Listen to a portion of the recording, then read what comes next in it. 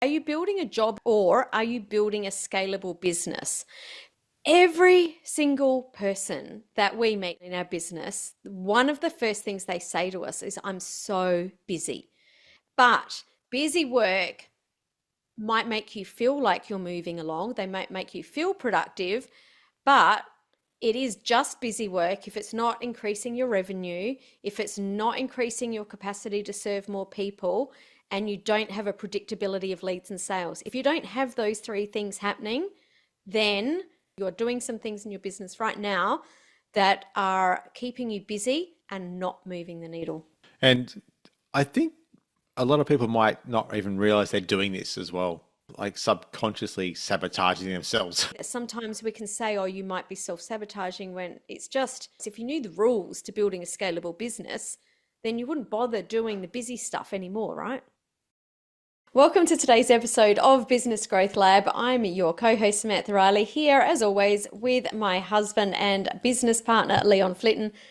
That sounded really boring. Husband and business partner. Doesn't partner in crime? I'm still stuck on this. Doesn't partner in crime sound way better? Yeah, it does. What about co-pilot? No? I don't know. I'm Samantha Riley and I'm here with my co-pilot Leon Flitton. We are arriving into Sydney. Bing bong. This is your captain speaking. Bing bong. Oh my sure, I'll goodness pay for that gracious one later. Oh, you will. You know that you will. Hey, Leon, let's start off with something a little bit serious. What was the biggest lesson you learnt last week? I think I might have actually come up with myself, but the lesson I learnt from what we were discussing was that you need to dream big. You have to aim high, and I think maybe, in my past, I've been guilty of that, not aiming high enough or big enough. But I think dreaming big and being that person that's going to be the, not be the 10K a month person, but it's going to be the 100K a month person. That is, dream big, go hard. So I'm really interested. It's not just about, and you and I have talked a lot because we've got some really big stuff happening behind the scenes right now. But it's not just a thinking thing, is it? It's not just the dreaming big. What is it that you think has actually shifted the needle for you in actually being that person? I don't know how to ask it without almost giving it away. And I think I kind of did then, right? Yeah. What was the shift for you to be playing the size of the game that we're playing now? Because you did dream big, or you are dreaming big, but I feel like something has shifted in you. I think I was self-limiting, if that makes sense, by not behaving and acting and doing the things that, the person I want to become or the business I want to build is. And I think I was doing the things for now or potentially a smaller business than what I actually want to build. And I have plans to build, quite a big business. That's what I want to do. And I think that I was still acting like, it was like, well, probably an employee rather than a business owner. It's probably more the point. Yeah, So that's actually a really good thing, because that is what we're talking about today, which we'll get into in a minute. But yeah, let's face it, there's a few people that reached out. They like it, that thinking big is sexy. Oh dear. well, that's a good thing, right? I think so. I think it's fantastic. I mean, I've always been a big thinker, and I've often found that other people struggle with it more than me, funnily enough. Like when I'm like, well, this is where I want to go, I've had to struggle more with people going, really? You really want to do that? You really want to go there? Do you really think that's possible? So it's funny how people can struggle with it in different ways, because I know I've had oh my goodness, more people than I can count. Actually, it's probably easier to say, I could probably count on one hand the amount of people that have gone, I actually believe that you're going to do that. And I see where you're going, and I see why you're thinking that, and that's really cool. Yeah. Do you think that people talk themselves out of stuff by going, oh, that's too big. Oh, no, we can't do that. Yeah, totally, because it helps make them feel safe. Because when you do want to go somewhere big, the people that are around you generally, and I'm talking family, or maybe it might be friends that aren't in your mastermind, it might be like friends that are, in jobs, they want to keep you safe. So they will downplay everything. I was just chatting to someone a little while ago, and that person was saying that his partner, who's in a corporate job, was sort of saying to him, "Are you sure you can do this? Are you sure that maybe you shouldn't, go get a really good job?" Because their partner couldn't see the vision, and their partner, because they were in a job, couldn't understand how it works, and for them they were trying to keep that person safe. It's done out of love, it's also done out of safety for themselves, but it's really hard to show up as a big thinking business person when you have those limiting beliefs constantly being peppered at you. Yeah, that's like feeding negative thoughts in, isn't it? Yeah, like when I think about, the times that I've done really big things, it's always been when I've had someone there in my corner going, "Yeah, you've got this," or helping me work through a problem or a challenge, or how to get to the next step. It's almost like I'm borrowing belief from the other person because they believe in me almost more than I do. Because until we've actually reached those goals, we haven't actually achieved them. So we don't have that belief built in yet. So I think that, just from what you're saying, having the right person that you can borrow the belief from is so important. Yeah, yeah. I think that's where probably a good coach comes in, I think. But in Think saying so? that, what did you, what was your biggest takeaway? Well, it's funny that we actually went there because I didn't know that that's where we were going to actually go.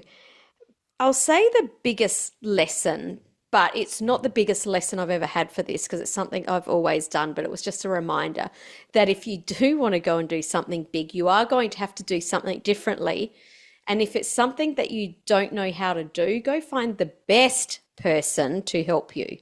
And, Mm, we've yeah, been I like that. spending our Saturdays where most people wouldn't do that. It's like I've got a boundary around my weekends. We've been doing Saturdays going through a mentorship to learn something in our business that we want to get really, really good at. So I guess it's just that almost sort of piggybacking off what you said, but in a different way. Like if you have the big plan and you want to go somewhere, then absolutely do everything you can to make it happen, and don't take on the old beliefs of, "Oh, I would never work on a weekend because that's my private time." It's like, no, I've got a really big goal right now and I need to do some things that I don't normally do. So, yeah, there you go. That's what we're Yeah. doing now, spending our weekends trying to master something that wasn't easy for us, but is already getting Yeah. easier because we're really leaning in and putting in the work. Yeah, yeah. So you said, about being uncomfortable and comfort. There's Mm, two things there. mm, So, hmm. to grow, chances are you're going to be uncomfortable. It's going to happen. Yep, 100%. It's not a might ism, it's Well, it's it's not a if, it's a, yeah, 100% no, thing. it will Yeah, be. Yeah. yeah, And the other thing is that you have to do what others won't so you can get what they haven't got, so to speak. So yeah. you, No, yeah, you you said can't it better just, than I did. Well done. oh, I'm so used to mincing everything. I do think that stepping outside of your comfort zone isn't, you're going to have to.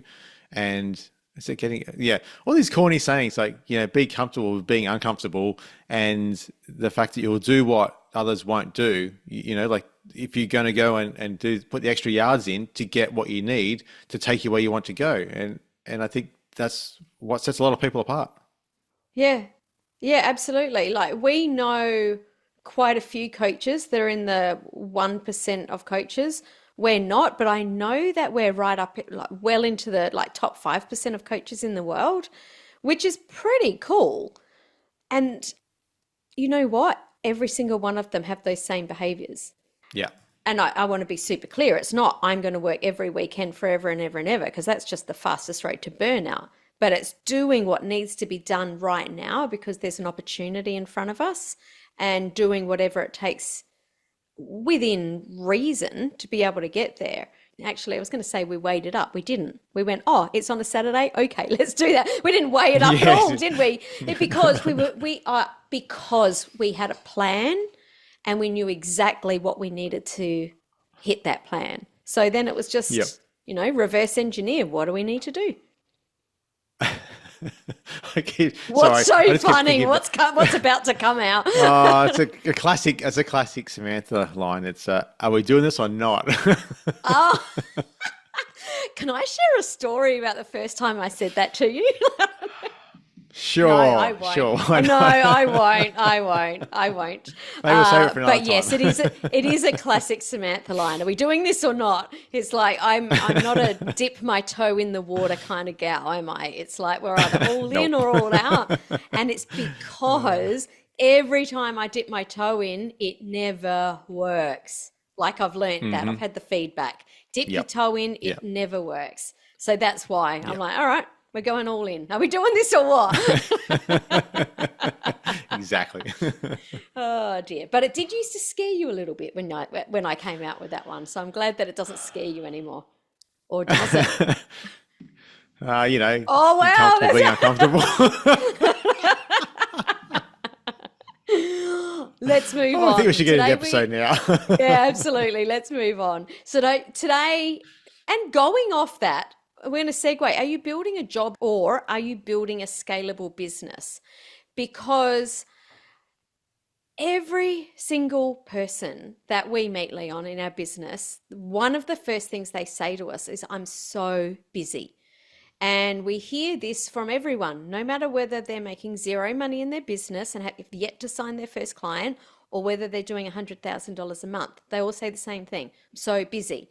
But busy work might make you feel like you're moving along. They might make you feel productive, but it is just busy work if it's not increasing your revenue, if it's not increasing your capacity to serve more people, and you don't have a predictability of leads and sales. If you don't have those three things happening, then you're doing things 100% guaranteed. I can promise you this. You are doing some things in your business right now that are keeping you busy and not moving the needle.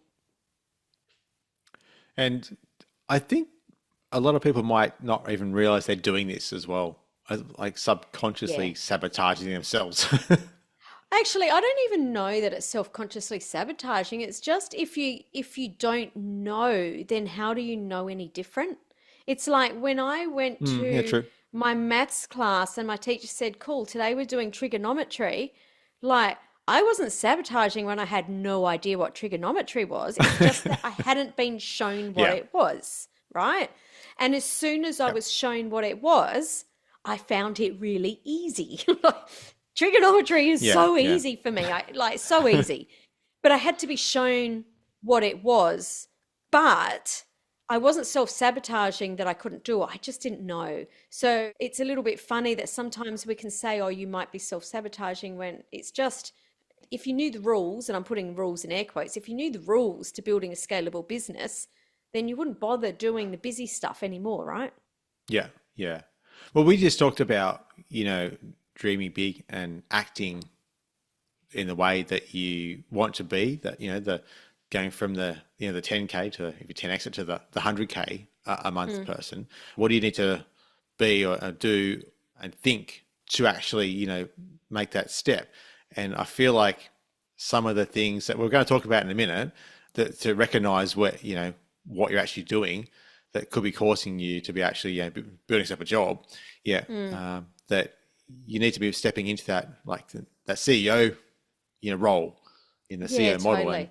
so I think it's just important, like to recognize where you need to go, and where you're at. Really analyze that. So, but I know Sam, you've got a heap of things that really explain what it might look like, Yeah. and I think this would be great to go through these because this could really, start making you think about what you're doing. And I think it was like the net effect of doing the wrong things Yeah. to what you should be doing.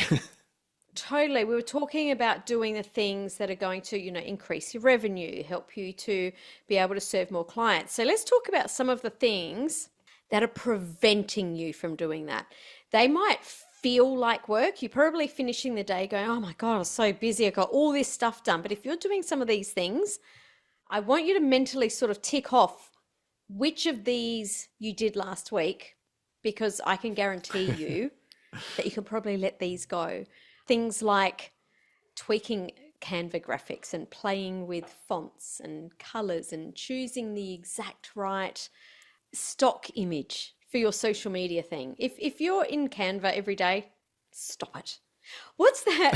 What's that YouTube video where you know what I'm talking about, aren't you? Because it reminded me of that when Yep. he says, "Stop it." I'm going to have to look it up. If you're a Yep. coach and you want to see the funniest coaching skit you've ever seen, I'll make sure that we link it up in the show notes below. It's very, very funny. And you'll never hear, every time you hear stop it, you'll just crack up laughing. And I Yep. did It'll it. be stuck in your So head yeah, now. tweaking Canva graphics, rewriting your website again and again and again and again, re-recording the same training that you've recorded 4 times before, creating new lead magnets instead of actually optimizing the one that you've got, posting all day on social media without actually having a strategy, just so you can stay visible. Like, yes, you do need to stay visible, but if there's no strategy, it's not going to work. So, that's filming reels or TikToks with, no clear call to action or no funnel or no idea why you're actually posting them. It's just busy, busy work. Yeah, it's like that's like the done is well, he probably, but the done is better than perfect, I think. And I'm not saying put Yeah. out rubbish work, don't get me wrong, No, but no, I no. think that we don't do that. World class people, always world class. But the actual, the retweaking and retweaking and retweaking, going for perfection is just it's just going to kill momentum. That's all it's going Yeah, to do. totally. And the Totally. other part of it is that, and it's something that I know you're big on as well, is the data. Yeah. If you don't put stuff out and try it, how do you know if it works or not? You can retweak it, then put it out, and then it doesn't go anywhere anyway. And that was a complete waste Yeah. of time. But you could have Yeah. actually had it almost perfect, put it out, and then see if it works or not. Yeah. Yeah. 100%. I say don't change anything without the data. Again, that's just Yeah, busy work. Like, get whatever it is out there. So one of the things I just mentioned was a lead magnet. Create your lead magnet, put it out. Do people want it? If not, it's not the lead magnet. It's probably the messaging or, the name of it or how you're presenting it. Change that. Don't change the lead magnet. Like, just, unless you really need to. yeah. One of the other things I know that I hear you say a lot as well is, and you're very big on, and something I really love about what you do, is the strategy component of things. I say that word like 50 times a day, don't I? Yeah. Strategy. That's another Yes. talking sexy to me, baby. Strategy. Oh, we're getting off track, aren't we? So, but if I think about like social media, for example, and if you're just posting willy-nilly without any strategy behind any of it, and there's like you don't follow a direct plan that you've created from a strategy, how do Mm, you know if you go in the right direction? How do you know if it's working or not? If you've got no strategy and you've got no plan and you've got no data coming out of it, who knows what's going on with it? But chances are just yeah, posting for sake of posting is not going to really get you anywhere. So totally. Yeah, you need to know, and you're right, I'm massive on strategy because I have got no time to waste. Actually, one of my mentors from back in my personal training days, Paul Check, says, don't guess, assess. And it's 100% right. If you just don't guess. And we just onboarded a new podcast client with our podcast agency. And I think she was a little surprised when the first questions I asked her is, what's your business? What's your offer? Who's your ideal client? She's like, oh, I thought we were talking about podcasting. Yeah. And if we want a podcast that brings our clients through our funnel, you need to know all of that so we can clearly create the strategy moving forward. So, yeah, I'm a big believer in create a strategy so that we can reverse engineer.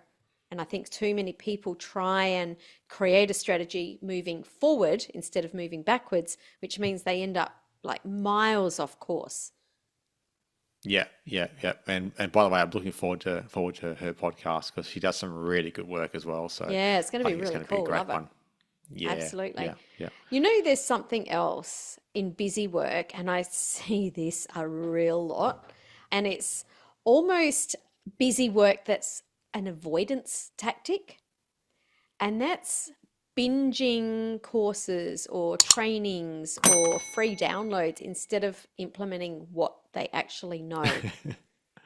Yeah, You know, I'm a big believer in we learn just in time, not just in case, because we should be learning something, putting it into practice. Because guess what? When we're learning, things won't ever go as easily as what they're meant to, because we're learning. It's like we're learning to walk, we're going to fall down. And the best way to learn is to actually make the mistakes and have the context to go, oh, that didn't work because of this. And when we have context, it's so much easier to learn something. Goes back to the yeah. trigonometry. So Had no idea why I learned it.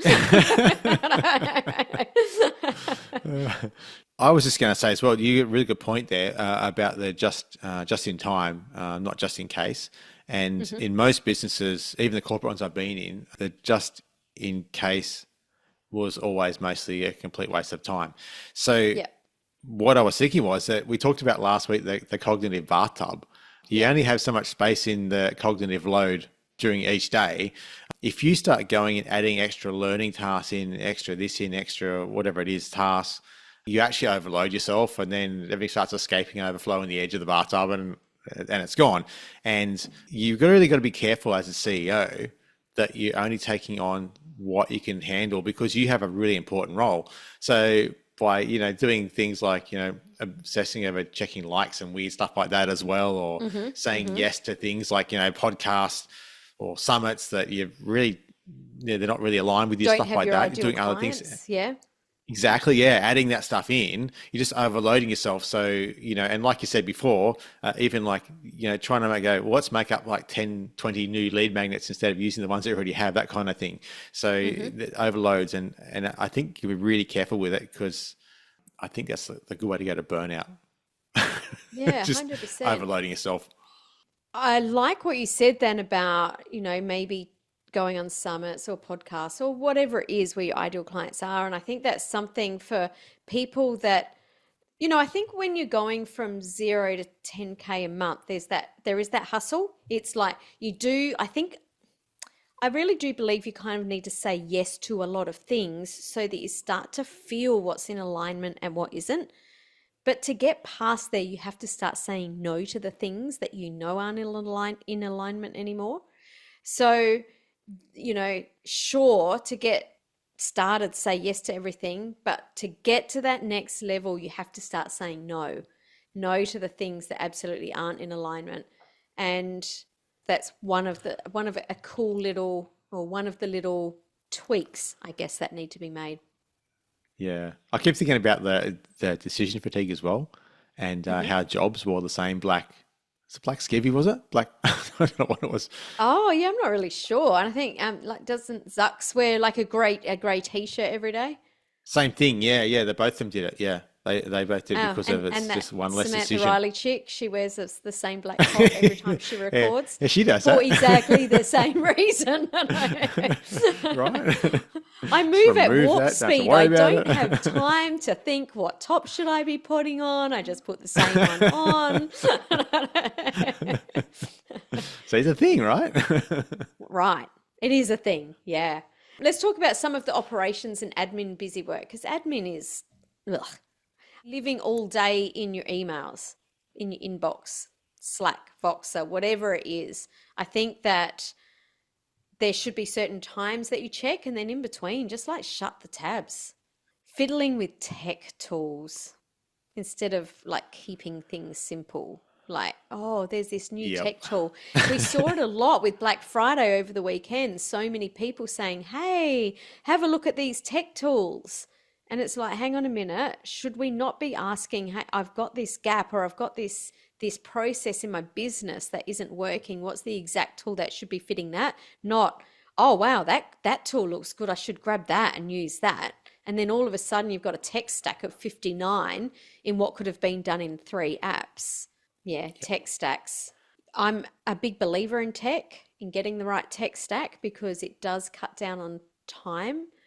However, I don't have huge tech stacks and I want as little or as little, yeah, as little tools as possible because that means there's less to break. Yeah, that's what I was going to say. The more stuff you plug together, the more chance it's got of breaking because everything gets updated or superseded or whatever it is, and then it breaks at some stage, and all of a sudden, then you're losing leads or something like that, something crazy. So keep it as simple as possible and up to date. But I think there's also you need to make sure you're just buying the right tool for the right job, and that's all you need. Yes. You don't need to go Yeah, fancy. absolutely. Stop And doing the boring plus, stuff. gosh, all Keep. those tech tools, they cost lots of money. Mm-hmm. Yep. Yep. Yep. Subscriptions add up. So, Yeah, yeah, and yeah. there's always an upgrade. There's always an upgrade somewhere. Always, always. Let's move. I think, we've got the idea. It's lots of researching and mucking around in tabs that have got little red notifications on them, things that really don't move the needle. Let's talk about, and this goes a little bit piggybacking off the last 2 weeks that we've been talking about, the top 3 things that you need to do to scale. And I will stand on this hill forever with these 3 because without making sure that you've got these right, you're always going to be busy. Always, always, always. And number 1 is to lock in a scalable offer and a delivery model. So I'm talking about one core offer that everyone knows what you do in a way that you're working leveraged hours. And that means that you're moving away from one on one, you're working away from like custom projects where you're working with people one on one and everything's different. You've got one clear offer with one framework, one type of person that you work with. And that offer needs to be very specific. The promise needs to be specific and it needs to be desirable and outcome driven. If people don't feel like they want it, like if it's not super compelling, then it doesn't matter how good it sounds, they'll probably say something like, "Oh, yeah, I'll get to that one day." They have to understand why they need to sign up to it now. And most of that in the B2B space is, am I going to make more money or am I going to get my time back? And essentially, that's what the promise needs to be driven around. Yeah, yeah. And look, if you want to hear more about that, you can listen to the previous episode as well. One thing I was going to say about moving from one to one to group is that one to one to group isn't like a downgrade of your quality of your output either. You know, No. and I think one of the things that's a benefit that you don't get with one on one is you don't get the community and the mastermind. Like you don't get Mm, the combined mindset of everyone as well, because I think together, the idea is even on group calls, when someone asks a question and you go, oh, you know what? I was thinking that as well, but I just didn't ask it. So, yeah, or I yeah. didn't know Or to I ask didn't it know either how or. to So, ask it, or I didn't even know that was a question. Absolutely.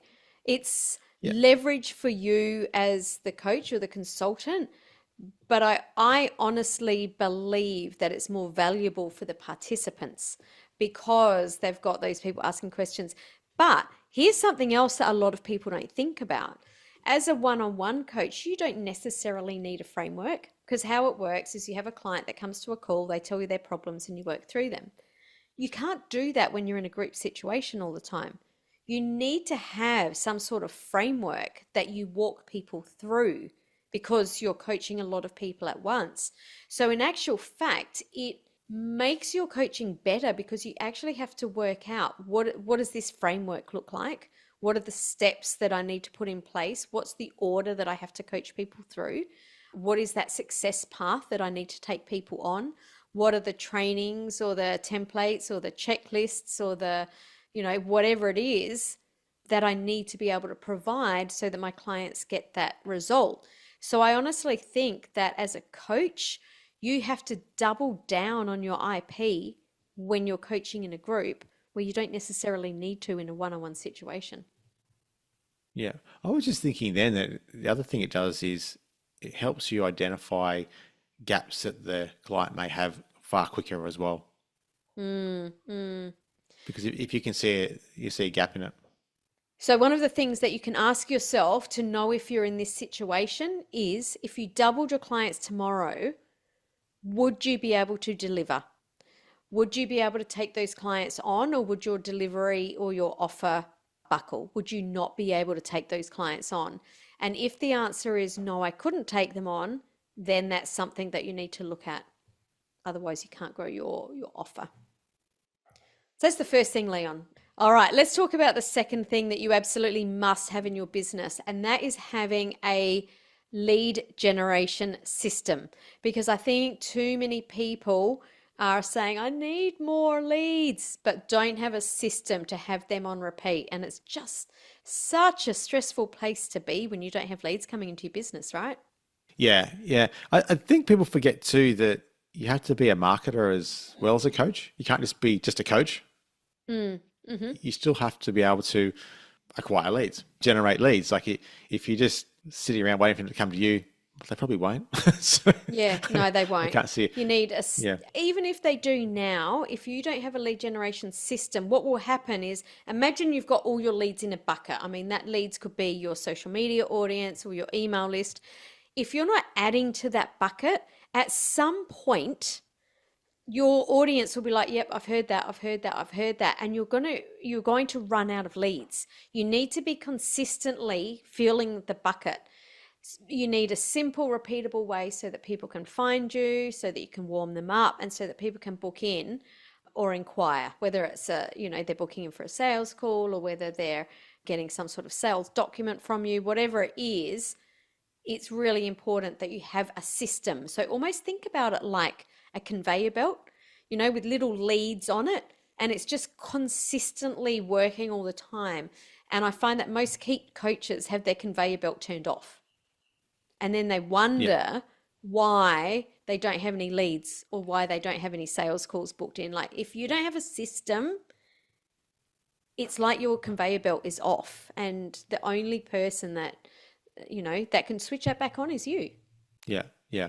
I think it's as well. Like it's got to be like right, almost running 24/7. Like it has to be moving all the time. Like it just needs to be Yeah. consistently moving. Yeah. And quick story here, we have our property and it's got a dam on it, but the dam has a little overflow pipe, and the overflow pipe feeds into this bathtub for the horses, right? So it seems like it's running hardly any water out of it, but always runs. It runs nonstop.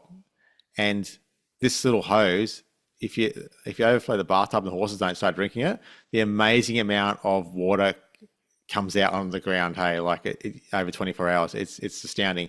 But it's because it's running 24/7. It's like the trickle, but it just keeps going. If you keep having that lead flow all the time, you know that you're going to have like enough leads to grow your business and scale your business. Mm. You just got to If keep you have going. It's enough consistent, trickling, consistent, consistent. the horses keep drinking. That's it. That's a nice metaphor. I mean, there's the whole, taking the horse to water and feed MSG and that kind of stuff. But, Yeah, you can make your horse thirsty and they will drink, but it still requires a little bit more effort. Like, just have a trickle. yep. That's why I'm such a big believer in paid ads. And so many people say, oh, paid ads don't work. Oh, poppycock. Ads do work. When I went to business college, I'm showing my age here. I'd actually hardly used a computer when I went to business college. Like, I learned shorthand. I learned how to type on a typewriter. We did have computers at school, but everyone didn't have one, and I didn't do computing. So when I went to business college, I went into my first computing lesson with my big, huge floppy disk. The really, really big ones Yeah, I remember those. that look like a piece of microfiche tape. Yeah, one of those that fit hardly any data on it. And the very, very first thing that we were taught, like number one piece of information on day one, and I've never forgotten it, is if it doesn't work, it's not the computer, it's the operator. Never the computer, it's always the operator. It means that there is something wrong with the input because the computer can't get it wrong. And I think that's the thing with ads as well. That if you're saying paid ads don't work, it's because you don't know how to run them, or you don't know how to read the data, or you don't know how to fix it, or whatever it is. If they're not working, it's user error. Yeah, yeah. Oh, quick funny story. One of my mates, Mick, if you're out there, Mick, he had a funny story. Don't So reckon he Mick's was listening to this podcast, hey? probably not his thing, hey. But he had No. this thing called PEBCAC because because he used to work in IT. It was problem between keyboard and chair. That's the user PEBCAC. Pebcac. There you go. So if your Facebook ads Anyway, aren't working, it's Pebcac.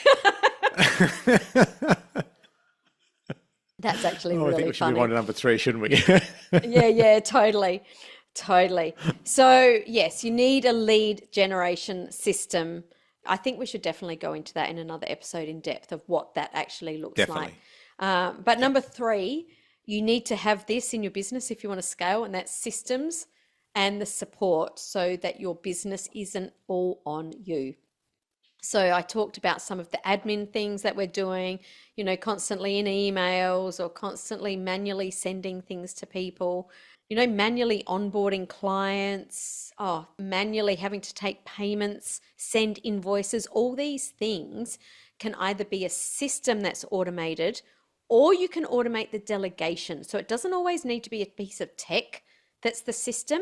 Maybe the system is that there's someone on your team that has taken that off your plate, but it's still a system. So it doesn't always mean automation, but yeah, systems and support so that things don't trap you in the busyness so that you can do what it is that's in your genius, which is, I can guarantee, being the one that's got the IP, the one that's delivering the insights, and the one that's documenting them. That's really, as a coach, the two things that we should be doing. Yeah, yeah. Well, as a CEO of your business, you should be doing the thinking anyway, not so much of the doing of the admin. But what I was going to say as well was that if you're taking all that stuff on and doing it manually, and it's not automated or delegated as much as possible, I guarantee it will break. You will miss stuff, forget stuff. Hmm. As soon as you get too busy, try to put on another client, and then you start missing things. It guaranteed will happen. So Absolutely. Because the other thing is, as the CEO, we're in this position usually because we're the big vision thinkers, right? Or, the big thinkers. And being in the weeds of doing little tiny admin tasks, they're boring and they're not in our zone of genius. Otherwise, we'd probably be in a different job, which means that we will miss things, right? And one of the things that we do in our business, and one of the things that we work with our clients, is we have a win the week system, which is a system that gets done first thing Monday morning on these are the needle movers that are going to help us win the week. And then what I do is I grab my win the week projects. So I've got needle movers every single day. And I actually hand them straight to the team and say, these are the projects that we've got this week. You guys start on them. And if you need me, come back to me. So they might be things like setting up a workshop and they'll come back and say, hey, Sam, what's the workshop called? Or what date is it? What time is it? They hardly have to ask anything. Or have you got the copy for the page? Or, who's the ideal client if they've got a system for generating that copy? They're not waiting for me to go, hey, team, I'm going to run a workshop. I want you to go in and set up Zoom and blah, blah, blah, blah, blah. No, I've handed them the projects on Monday in bullet points. Every day has 3 bullet points. And I just give them that document and they get as far as they can without me. And it's amazing how many projects we can get moving with very, very little to do with me. And I say yeah, me, yeah. I mean That's us, why. but like, I don't Uh, know. But someone's got to be the overruling commander of this ship. So, but well, what they do is I they have had to train you a little bit on this. Coming from corporate, you yeah, you true. used to, well, you've been trained, right, over 30 plus years that you have to do the thing. So it's taken a little while for me to go, don't do the thing. But what the team does do, yeah, I do that. But what the team does do well is that because you love systems so much, they actually go through the checklist and they do everything they can Mm, possibly do. So when they come back to you going, we can't do this whatever tick box is, but they've done the rest of what they can do. So they know to move as much ahead as they can, do the pieces they can, and then come to Sam with the least amount of questions, so to speak. It's not like they do like one thing, Totally. then come to you, then back and forwards, back and forwards, back and forwards. They know Yep. to do as much as they possibly can, and then come back to you, and then they finish it off, and that's done. Totally, totally. On top of that, if there's something that we're doing and they're not sure of what that system is, we'll jump on a co-working session and we'll work through the system and we'll document the system because I know that it's like sharpening the axe, right? There's no point doing a job with a blunt axe. You'll be there forever and it won't get finished. So we want to, you know, get the system down. Even if I've got to stop what I'm doing to get the system down, I know that that's worth my time because I won't have to do it again. So systems are so important. They help give you predictable experience for your audience, for your clients. It helps you with predictable revenue. And it gives you space so that you can lead, so that you can create, so that you can do what it is that you want to do in your business, but also give you some life. If you want to go to the pub Yeah, on Friday afternoons, you do that. You don't have to work all the time. there's If you nothing want to wrong go with a to the long gym in lunch. the morning at 10 o'clock, it's fine. You can do that. So, Yeah, well, look, we said this before, but you are the business owner. You weren't the person that with the job, you're the business owner. So I think that's something that you've really got to keep in mind. You've told me this before as well, and you've said it about the task going, you're looking at an admin task and going, is that a $25 an hour task? Or is yep, that I'm the coach $500 an hour task or whatever it is, I totally. think that's something that you really need to think about when you're Yeah. looking at, who's doing what really across the Absolutely. So business. if you added up all your busy work and it's all $25 an hour tasks or $5 an hour tasks, and you know that your needle movers are all $500 an hour tasks, like add up how much revenue you're actually losing by doing Mm, all of yeah, those busy tasks. So let's wrap yeah, this up, Leon. So most coaches think they have a business problem, like I need more leads, I need to grow my business. But what they actually have is a busy work problem. They're working really hard, their days are full, their to-do lists are ridiculously long, but their income or their revenue isn't increasing and their freedom isn't expanding. So if that's you, if you've listened to this episode and gone, yeah, that's me, my revenue isn't increasing and my freedom isn't expanding, we'd love to help you to see the difference between building a business and building busy work. So if that's you, just head over to Instagram. Our Instagram handles are below.